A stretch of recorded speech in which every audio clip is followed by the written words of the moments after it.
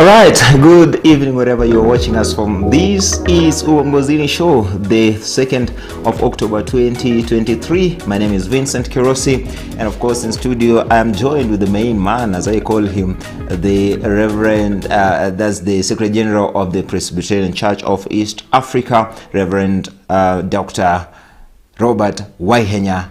And of course, today in studio, I'm also going to introduce Margaret Karani, a clinical psychologist. And today, why are we having a psychologist in studio? It's because it is the health week of the Presbyterian Church of East Africa. And of course, the theme is from the book of Jeremiah 33:6. Which I know the SG is going to elaborate more. But the topic today is all about mental health at workplaces, understanding mental health at workplaces. Remember that you can weigh in this conversation by sending your questions, your feedback on our SMS number 01112200044, on our social media, that is CAC TV, on X, that is Twitter, and of course on Facebook, CAC TV Kenya as well. We are live on Facebook and as well as YouTube. You can follow us, and let's get to understand. You have questions for the expert in studio, or you have questions for the leader in studio to help us understand how best we can curb the cases of mental health issues, of course, at the workplaces. Before we begin, gentleman and lady, let me give out a few statistics here, because we understand that 15% of working age adults were estimated to have mental disorder as per research done in 2019 by the World Health Organization. And globally, it's estimated that 12 billion working hours are lost every year to depression and anxiety at a cost of, guess what? US dollars 1 trillion shillings per year is lost in productivity. It means mental health issues at workplaces is a major issue. But let's begin from this point of things first. Welcome to studio, sir. Thank you so much, listeners. I wish to welcome you to this show of UONGOZINI as we try to connect issues. And tonight, we are looking at the issue of mental health. And thank you, Vincent, for highlighting that, because this is a very important issue. And I also need to say that the annual burden of mental health issues globally, it is US dollars 1 trillion. 1 trillion. 1 trillion. Huge. Huge. So you can imagine what that means to leadership, what that means to various policy, and what it means to general productivity of people. And therefore it is not possible for us to talk leadership without putting into consideration the issue of mental health. Sure. And that is why we are here today, so that we can look into this matter. I know people are asking, how does that does leadership connect with matters health? It is deeply entrenched into the issue, as we are going to discuss with the expert here today. Yes, and let's put first things first. Let's first understand what mental health is. For a person who's watching for this show, probably for the first time, they're hearing this word. It's a big word in the circles, but we need to understand what exactly is mental health. Thank you, Vincent. So basically, mental health is actually a state of well-being, where we say an individual is able to understand the ability to cope with the normal stresses of life, because we agree that we will all be stressed in one way or another at any stage of our life, because we understand that even children, adolescents, and even adulthood, and even late adulthood, one way or another, they're going to become stressed. So it's just getting a state of well-being where we understand we have an ability to cope with the stresses of life, of our day-to-day activities, and of our life in whatever stage of life we are in. And also, when we are able to understand our ability to cope, we then become productive and functional in the area of work. Yeah. So then how does it become an ill health, if I may ask? How and when does mental health become a disorder or an ill health, however I may say that? When we now, remember we have said mental health will enable you to be productive and functional. Yes. So when now there's illness or there's an ill health, then that means that individual is no longer productive, they're no longer functional in their day-to-day activities. And some of their day-to-day activities can be even very simple things. You are not sleeping normally, you're not eating normally. In the area of work which we are going to discuss today, you'll find that that person is no longer performing as far as they were performing before. Their morale has gone down. The capacity of work or the degree of work they used to provide before the illness has entered has gone down. So you realize that now means that their functionality is no more, and we can now say that there is some illness. Yeah. For one to get to understand this kind of things, this kind of a state that might not be okay in terms of looking at my mental state of things, I might not be okay.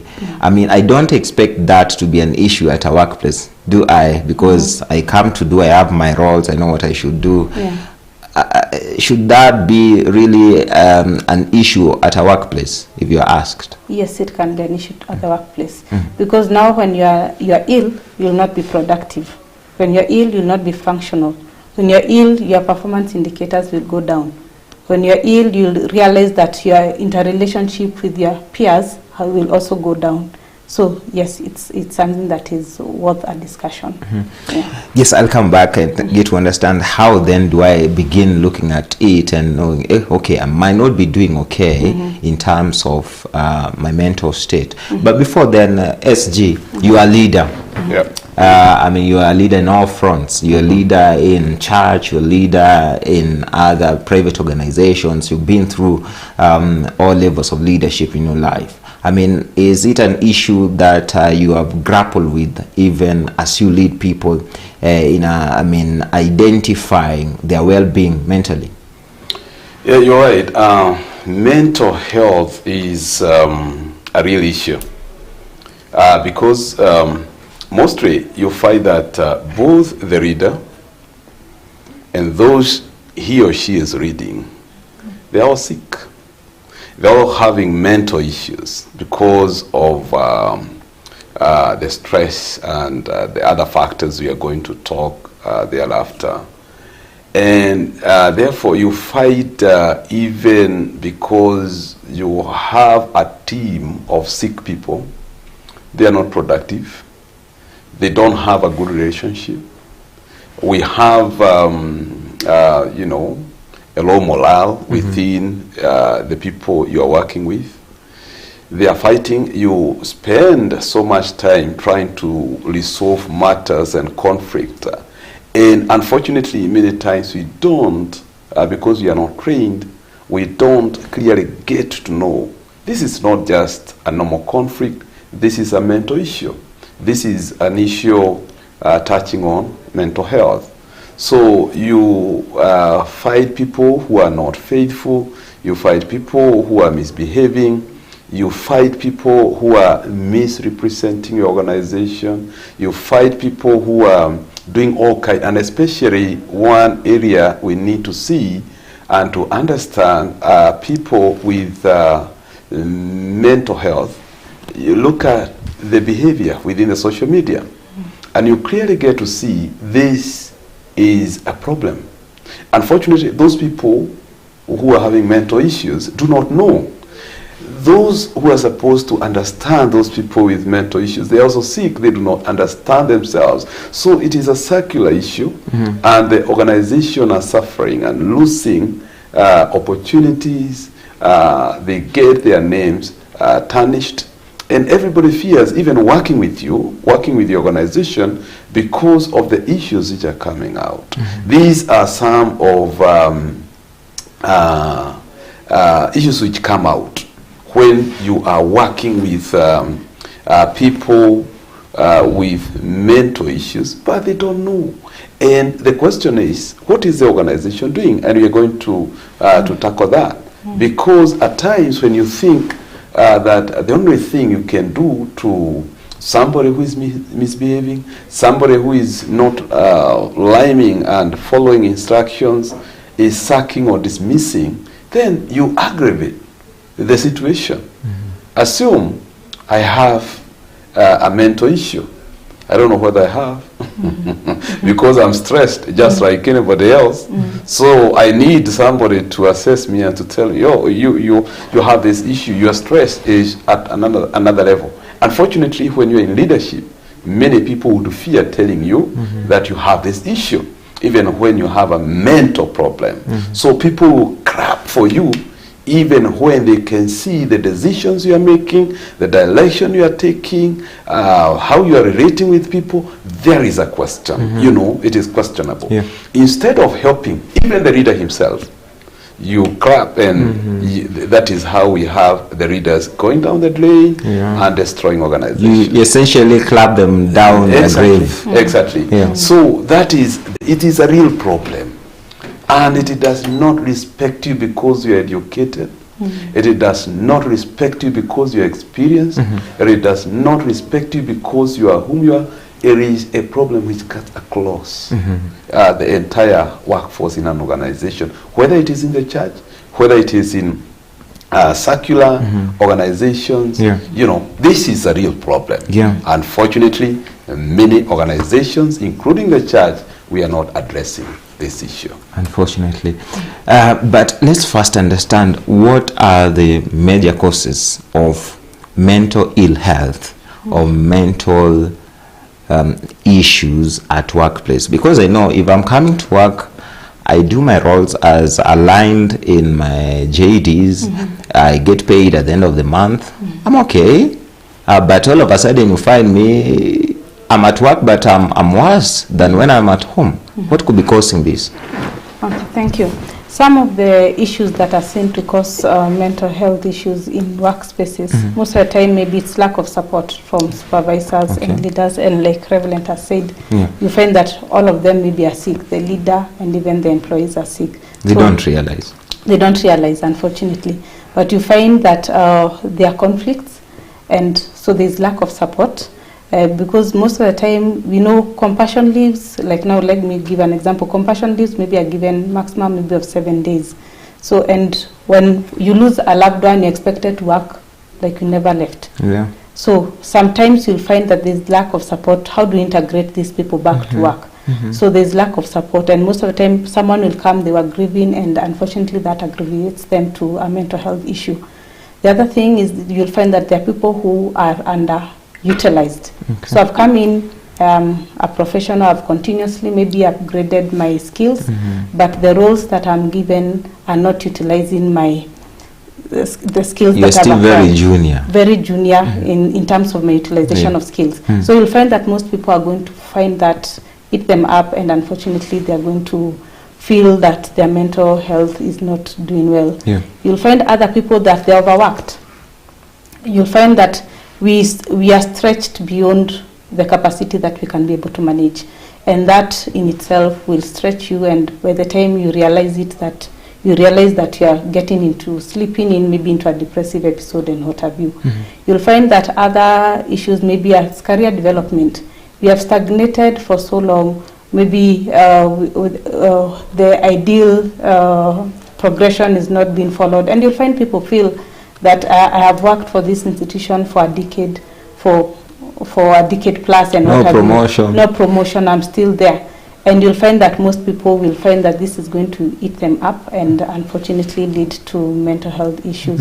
You'll also realize that there are limited resources. So you're at work, you're expected to perform, you're expected to deliver, but the resources that you're given are limited. So you will feel unfortunately stretched again. And unfortunately, you're stretched physically, you're stretched mentally, and before you realize it, you're unfortunately again sinking into a mental health issue. And we need to realize that work is where we spend most of our time at. You're at work at this hour. So I can imagine maybe you woke up very early and you'll finish by the end of, maybe you have another show that you're going to run. So most of the time that we are spending is at work. And when we have a conducive environment, then that works as a protective factor for the employee or that individual. But when we have a toxic environment, unfortunately, then it works against the individual, and all of us are susceptible to mental health issues, either genetically or maybe various chemicals that we have in our brains. So if we are stretched a little bit by some of those factors, then we find ourselves drifting into the mental health. I know there are some more that we are going to talk about, but there's a point that you raised at the beginning about support at workplaces, and this is where I want to rope in the SG and ask you a question, SG. I mean, we go through a lot of things. You might not be able to open up and speak to people, but our organizations failing in that they are not creating an environment of basic understanding and communication and getting very basic things right for their staff to actually open up on such issues to do with mental health. Yeah, thank you. Yeah, I think, and Daktari here has been able to put it very well, that we need an environment which is friendly, because a hazardous environment does not just mean an environment which has got chemicals, reeking loose and the rest. No. One of the measures of a hazardous environment is where you feel is like you are not able to express yourself, you are not free to talk to your boss, when most of the time you are criticized, where it is work, and there are no incentives. For instance, if you are working in an office where there are no team building and sports issues, that already is a stressor. Because even the white man said, "All work without play made Jack and Jane a dull boy and a dull girl." So you see, at times we treat people like machines, whereby we don't look at them like they are human beings. We stress people. So it reaches a point where that employee feels like, I work for the benefit of my boss. Yes. I don't get anything in return. Even when I am sick, nobody cares. I'm forced to work when I'm sick. I don't have a good insurance, but my boss has got a 5 million insurance cover. Whereas for me, even if I get injured at my workplace, nobody cares. So those are some of the challenges we are having and causing workplaces to be so hazardous. Lack of flexibility, in that you are saying it is written, and this is what we should follow. You do not look at case to case and to be able to make decisions, so that you make your employees and those you are working with to have a sense of ownership and to appreciate the environment. There are so many employees, Vincent, and they do not also realize that they are sick. But the moment they get into the compound of where they work, they are stressed. But they are there because at the end of the day, they want some pay. But they are stressed. And you said it well. It's Dr. who said that we spend most of our 8 hours, if not more, at our workplaces. But how is that environment? If you cannot walk to the office of your boss and tell him, "Excuse me, sir, excuse me, madam, I have ABCD." When we have an environment where the boss does not even know the names of those people they are working with. There is no relationship there. And that is a hazardous environment within a workplace. In fact, when the driving force in any organization is fear, because I fear being sacked, I fear, I see my boss, and, when the driving force in any working environment is fear, that is a hazardous environment. Unfortunately, more than 80% of workplaces, the driving force is fear. Yeah. Fear.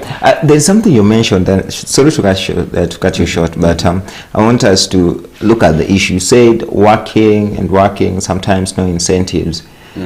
What if I worked and the incentives, but like working for long hours, possibly work for 10, 12 hours, paid overtime, but how is that a hazard to my well-being? Health-wise, I need to rest, I need to do that. Closely. Again, if the only incentive you have in your mind is money, without valuing your health, you need to rest, you need to have your free time to recreate. If your incentive is only money, you are the poorest person. And you are taking yourself down to the grave. Money is not everything. So you need to understand that incentive is not just money. For instance, if you're not taking your annual leave and you're exchanging your leave for some pennies, saying in lieu of leave, I want 20, 50,000, let me tell you, you are doing a disservice to your health. If at all you are given, there are some organizations which give the employees a vacation voucher, and you don't take that. You say, I want money. Let me tell you, you are a slave, and you are destroying yourself, and before long, you will use more money to repair your health, which might not come back, because you allowed yourself to be in a hazardous and to be driven by the wrong motive, because money is not everything. It's not everything. Money is not everything. I know we left a few in terms of the courses, but I want you to help me understand how underutilization of my ability can lead me actually to a mental disorder. Underutilization of my ability. Skills. And skills for that matter. So you realize that maybe most of us prepare for various activities or various work positions that we are engaged in. But then you realize that in that particular work environment, you are done by maybe 10. You get in at 8, by 10 you are done with the activities that you need to do. So the rest of the time you're expected to be there. So what will be happening in your mind? You're idle. There's a saying that an idle mind is a devil's workshop. So most of the time you'll start thinking about all the things that you have not gotten done. Maybe it's work, it's family, it's maybe the taxation that is going on. So there's a lot of things that will be happening in your mind because you are having a lot of free time. So when we say underutilization of skills, you realize that person by close of day, they don't feel like they are satisfied, because most of the time we've said we spend most of our time at work. So we need to, at the end of the day, reflect and feel like we are satisfied by the performance of the things that we did during that day. But if I look back and I realize that in my 8 hours I only worked for 2 hours, and the rest of the day I was just wandering around in my head, most of the time that can cause you to have a lot of anxiety and some issues in your mental health. So underutilization. Yes. So you need to be utilized optimally. Yes. But again, there is a danger of overutilization as well. Overworking, when you are overworked. And that is why I like something that, because Reverend is talking about leadership. So that is why we encourage managers and supervisors to have a look at, review your job description often with your employee, because most of the time it is where you'll pick as a leader that this particular person, I'm underutilizing them or I'm overworking them, because we're having that evaluation. But most of the time, if we don't evaluate objectively, then this employee will go back home. At the end of the day, they'll feel I am underutilized, but maybe even the leader is not aware that they are underutilizing this employee.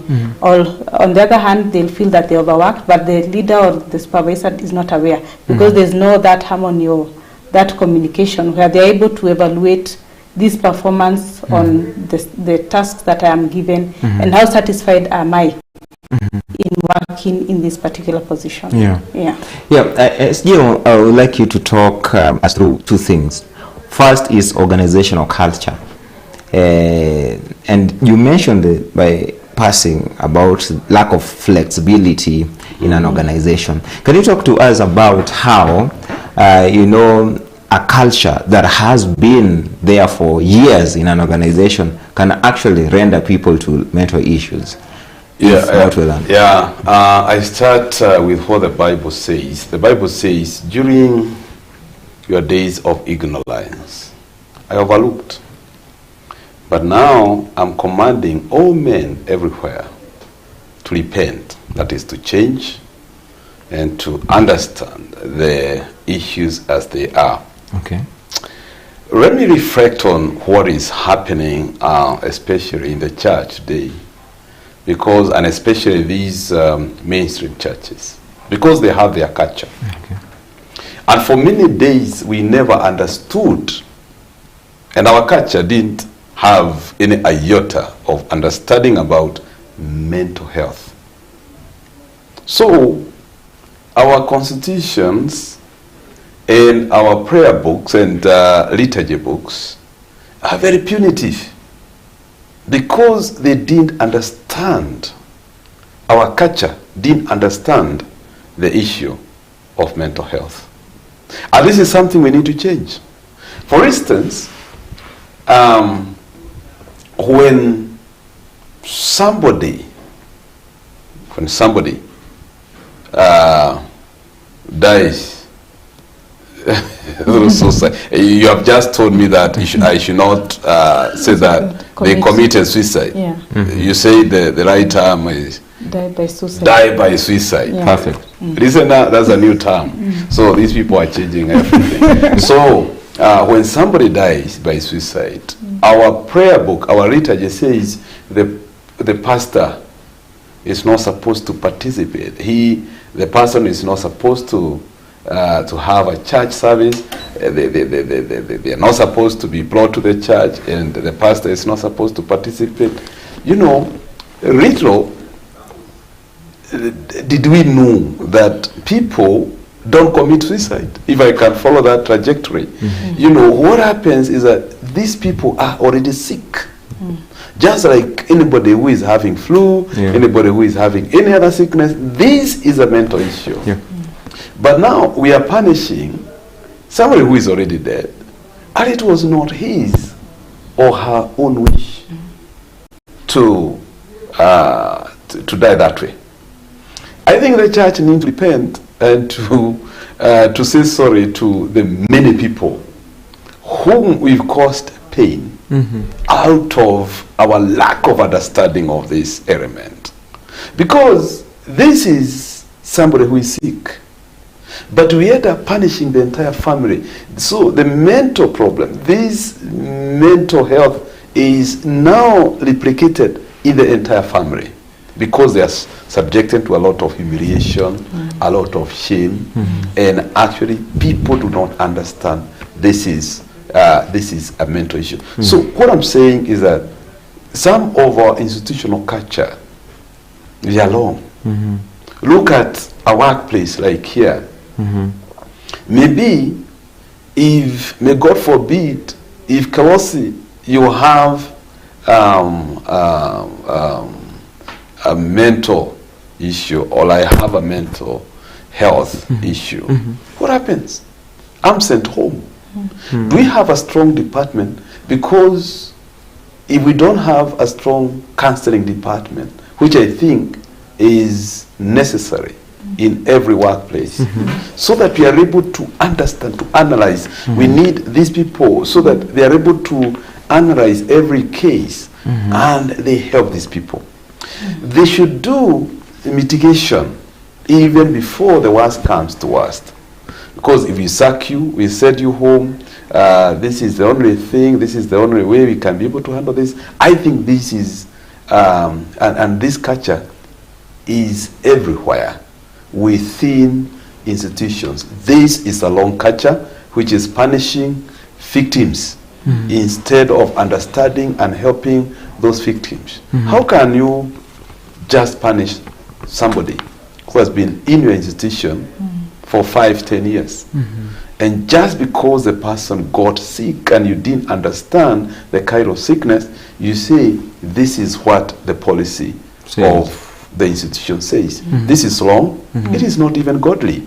So this is where I'm saying, including the church, we need to repent. Because how many people are we having in the church who are sick? So many people. Who is there to understand them? Nobody. So somebody said, when the only tool you have is a hammer, you look at every problem as if it is a nail. So you hammer, you hit, you knock out. So that is wrong.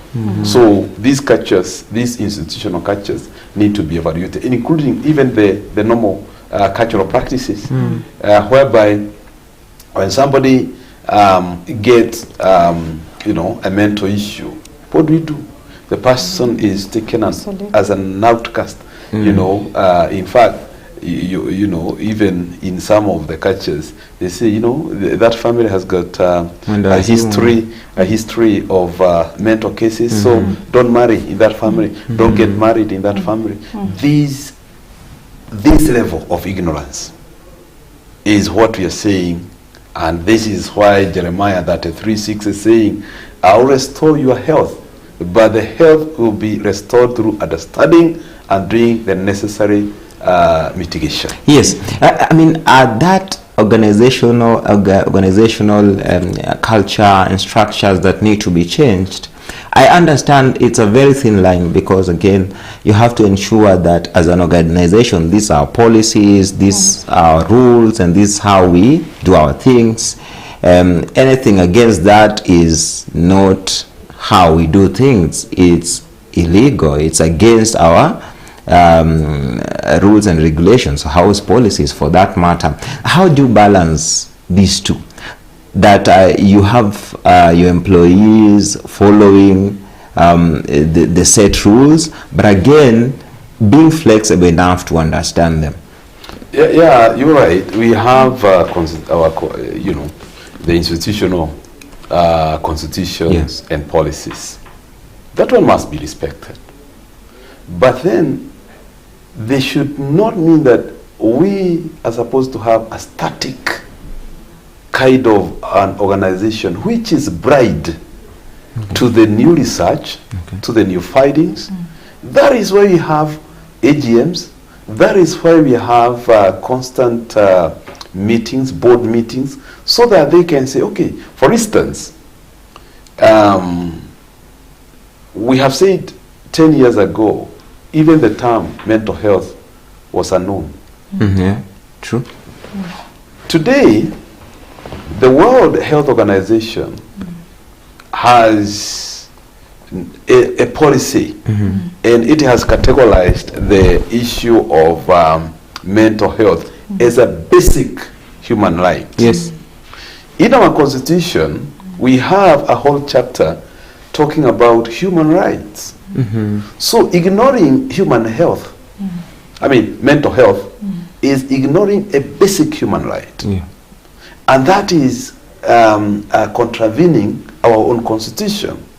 So if an organization like the one I'm reading does not, or is not alive to the issue of mental health, then it means we are unconstitutional. We are not following what the Constitution says. So no organization should be static and saying this is what used to be. This is how we do things. We should always be ready to adjust.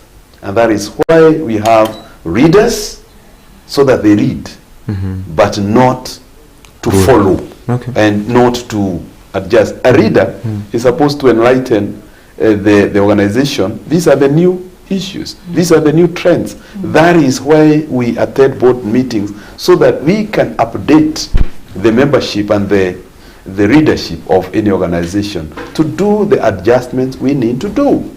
If we don't do that, then we'll be overtaken by things. You know, people will not be able to work. People will not be able to identify with our organization. So I believe in a flexible readership, and a readership which is in touch with the reality, and a leadership which is in tandem with what is happening globally, because you are not operating in isolation. So don't say that this is what my predecessors used to do in 1963.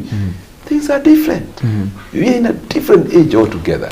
So wherever even you come tomorrow, the reader is there to read and to tell people this is what we have. Exactly. And before you know, I ask you to tell us what are some of the basic you know, procedures and basic things that an organization should have to promote mental health at workplaces. Let me ask you, I want to flip the coin for a moment and look at it from a point of the employee now, not the employer, but the employee. Is there things that they need to do as employees to also ensure that their well-being at workplaces is, you know, ensured and catered for? Thank you. Let's not look too much into the leader and forget that the employers are all to play as well. Thank you. So we also realize that as individuals, they have a role, and they need to understand that it's not only looking at the organization of the leadership. It's just how we keep saying that serikali's idea. See, hatutasema organization's idea. What can we do? What is within our circle of control? Because we can draw a circle and put things that are within our control inside, and things that are outside our control outside. And as an individual, like Reverend said, we have annual leaves. So how many of us, I know the economy is really tough, but how many of us really take our leave for rest? Because leave are there to help you not burn out. So, but most people, you'll find that they'll take leave and will contract somewhere else to work. And by the time they're coming back to after their leave, they're exhausted and they don't look like they went for their leave. So most of the time, it is important for individual to realize that you have to rest. The other thing is basic things: eat a balanced diet, eat healthy, sleep, because the easiest thing people forgo as they're trying to work is to forgo sleep. Yet sleep is an essential thing for every human being, because it's when we sleep and rest that our body is able to rejuvenate and we're able to wake up refreshed and continue with our day-to-day activities. Keeping social interactions. I know post-COVID people have done virtual things, and we have realized that we can virtually connect, which is a good thing but also a negative thing, because we are losing the touch of social interactions. So we need to ensure that as individuals we have those social interactions amongst ourselves. We are again, unfortunately, having an individualistic society. It's only me. And before you know it, you are realizing that we are losing our people and our friends to suicide. And when we go through maybe their posts, we realize, oh, this person was communicating, but they were only communicating to the wall. No one was interacting with them. So we never noticed that this person is not doing well. So it's good to have those social connections amongst ourselves. We say if you are working, I believe that most institutions have a lunch break. So how many of us utilize our lunch break? And most of the time, I know it's maybe an hour's break. As much as maybe we'll not leave work unattended, but how do we utilize that one? That's just one lunch break, where we're able to just disengage a little bit from the work we're having and just concentrate with self, and we're able to be good for the next session. Even the basic thing like we have talked about God restoring us. How many of us are in that community, attend Sunday worships and what have you? Because there's something that that worship and that being in that community that does to a human being, and it helps you go through your day-to-day activities and face your challenges. So as individuals, we still have a lot that we can do, and also looking at evaluating our abilities, because most of the time we realize that we look for the outside effort, but yet even within us we have a lot of effort that can be able to help us balance and manage the stressors that we are facing in each day. Yes, and I think I need to add to what Dr. Hari has said. To employers and also employees, for that matter, live within your means. This is something which is stressing people because they have a very negative competition. Because I'm driving a Mercedes, so you go and take a loan and you don't know where I got my Mercedes from. But live within your means. You don't want to be associated with a certain neighborhood just because you want to feel like you belong to the club. And it is stressing people and costing them a lot of mental torture. So that is something else. The other thing, and she has said, and I want to say, be a social being. Stop being something else, you know. Be social. You find in workplaces there are people who are lonely and in solitude. This is wrong. This is wrong. You cannot be an enemy to everybody. So have love with people, share with people. Don't be too serious. Don't take yourself too seriously, even at your workplace. By the way, you are very temporary, wherever you are, and you should always remind yourself. You can be easily replaced. Definitely. And therefore, we need to be social because God created us as social beings. The other thing is that know your limits. And don't overstretch. In fact, I always tell people, can you learn to say, I'm not able? I can't. It's beyond me. Some people think it is offensive. But look at how people are overstretching themselves. And especially people who are having multiple bosses. So this boss comes and tells, very simple task, do this typing for me. The other one comes and says, do this photocopy for me. The other one comes and say, I'm sending so that you can go to the post office. And because of the fear factor, you are not able to say, sorry boss, I have this other. You know, you are toast, and every time everybody is complaining. Learn how to say, no, I can't. Then the but what if I say I can't and then my boss thinks that I'm being... No, you have a reason. Respected. You have a reason. You cannot be everywhere all the time. You are not a machine. So kindly, I understand that you are getting instructions from me. You're also getting instructions from her. Kindly be cautious. Take care of yourself. Say, I have instructions from so-and-so to do ABCD. Boss, once I finish, I can, take care of yourself. Take care of yourself. Finally, keep off drugs as an employee. Because many people are intoxicating themselves with drugs and alcohol. So keep off from those things. They'll have a toll on your mind. So, those are some of the issues we should keep. Much as you are stressed, drugs and alcohol will not help you. So keep off. So those, I was just adding to what she said, and you'll have a good mental life. I think let's now push it harder a little bit in terms of what then are the basic procedures that, even as you walk through the door to our offices, are there things that a leader or a management of a certain organization should look at in ensuring that some of these simple things will help my staff to be, health mentally, to be healthy mentally, if I may say that? Okay, Are there basic procedures that an organization should follow?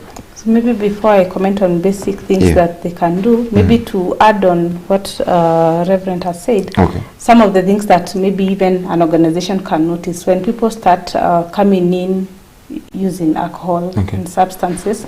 Most of the time we say, we see it as a moral issue, but most of the time they're numbing their feelings. They're numbing all these stressors that we have talked about. So that can be a sign to know, oh, people are not okay. Absenteeisms. So every now and then someone is taking a sick off and what have you. They are sick every now and then. Those are some of the red flags that you can start realizing that maybe my employees are going through some issues. And basic things maybe we can do is utilizing team building. So you mentioned about team buildings, and team building does not mean that we go to Mombasa or to Diani and what have you. No, we can look at what is within our means. We can look like we have maybe a field here. What stress reduction exercises can we do? You can see it's even maybe playing football. It's maybe playing volleyball. It's maybe an aerobic class or something. Basic things that we can do within our own setup. Forming an environment where we keep saying that we have open door policies, but how effective are they really open door policies? Or is it, will I come and I'll be victimized because of what I said? Because I'm thinking that maybe I'll come to Reverend because I feel maybe Vincent is my leader and I feel they're oppressing me mentally. So will Reverend come and tell you what I said? So in that open door policies that we have, how protective are they of the employees' well-being? There are other aspects that maybe we can think of is maybe forming debrief sessions. Debrief sessions where we have maybe, like now let me use an example of the taxation that we are all going through. So do we have debrief sessions where we have, okay, so how is this taxation affecting each one of us? And we're able to air, we might not get a solution per se, but at least we had an avenue to air our feelings, and we realized that, oh, kumbe si mimi tu, ata Vincent anasikia mefinyo and what have you. We also encourage people to have a back to work like process, because we are facing a lot of challenges as individuals, but how do we integrate people back to work? So I lost a loved one. Then I will go through the process of mooning and burying, maybe maximum 2 weeks, I am back. Will you expect me to really work the same way I worked before I lost someone? So we have to have integrative policies or procedures where we have a way of integrating this person back to the workplace, because definitely they will not be the same. And also that means we have employee assistant programs that will deal with this. Let us also prioritize self-therapy and also normalizing people to seek mental health consults and what have you. Just like how you will give an employee an off to go for their chemo, to go for their radio, to go for their dialysis. It is the same thing that we need to help normalize people, that they can go for therapy. That I can walk in and tell Reverend that, you know what, I have an appointment with my therapist, that you'll not look at me in a way that I'll feel stigmatized. Just like any employee will walk to your office and say that, you know what, my dialysis session is next week at this hour. I can walk in and say that I will not shy off to say that I have a therapy session for this particular issue, and I will feel that I'm included. For those of us also who have mental health issues, because you said you looked at the global statistics, and they say like 60% of people globally are employed, and they say 15% of that 60% they are suffering from mental health issues. When we look at our Kenyan statistics, they say over 24.9 million are working. So that means 3.7 million are having mental health issues. So how have we incorporated them in the workplace? Or every time I snap, they say it's the bipolar, it is the depression, it is the addiction. You know, how have we integrated these people back to our workplace, that they know that they can work with us like any other person who is working with us. So even integration and inclusion of these particular people who will show up with mental health issues is also something that organizations and managers can do. And also even as a manager, how often are we always looking at targets? Do we have just a check-in session where you ask Vincent, how are you today? Not about your work, how are you as a person? And that goes a long way. Yeah.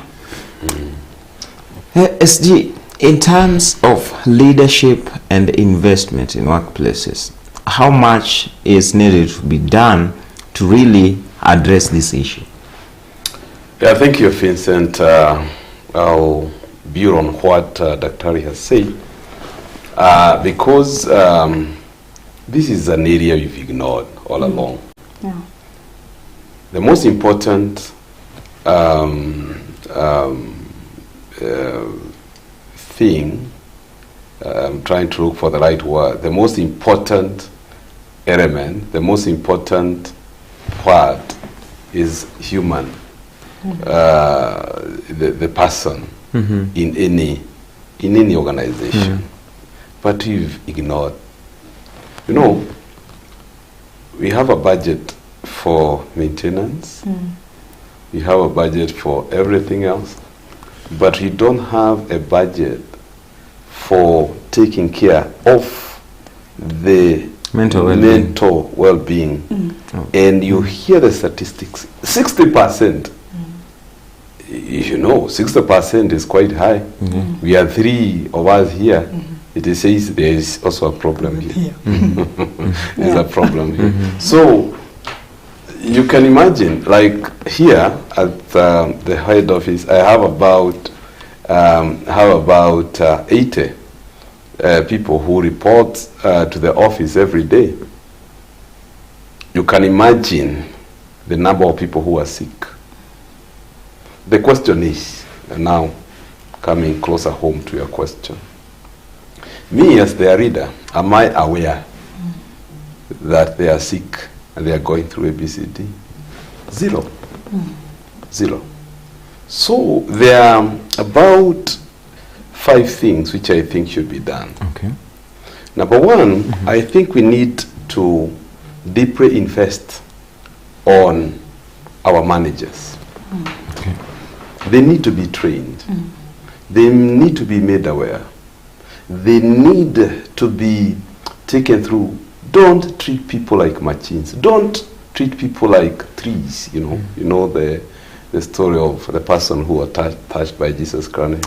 He said, "I see people like trees." We need to have managers who are looking at people like people, with their weaknesses and their problems. Managers who can see through the minds of their people so that they are able. In fact, I would say, and I said at the beginning, a manager should not wait for the employee to come and say, "I am sick."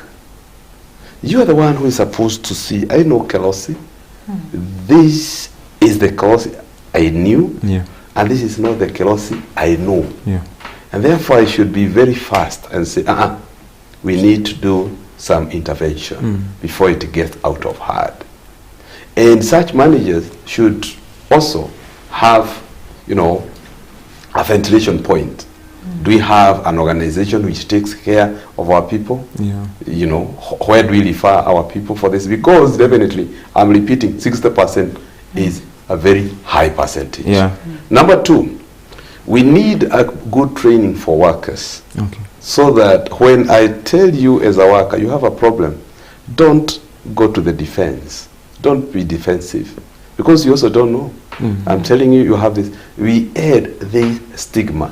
Because anything mental has got a lot of, and a very high level of stigma. So we need also to have training and telling people it is okay not to be okay. You see, it is okay. So, and all of us get to a point of not being okay at a certain point.